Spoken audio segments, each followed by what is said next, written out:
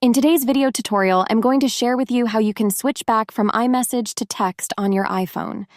iMessage is a messaging service exclusive to Apple devices, allowing users to send texts, photos, videos, and more over Wi-Fi or cellular data and end-to-end encryption for Apple-to-Apple communication, while regular text messages, on the other hand, use your cellular network and are not limited to Apple devices, and may incur charges depending on your cellular plan. So to change from iMessage to regular text messages on your iPhone, simply head into your phone settings.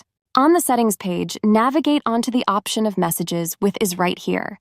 So to change to normal text messages, simply disable this option of iMessage just like mine. When turned off, you will be able to text messages everyone even if they don't have an Apple device.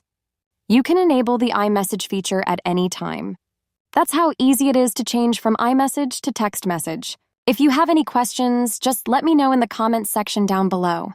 Please don't forget to leave a like, share, and subscribe for more video tutorials like this one.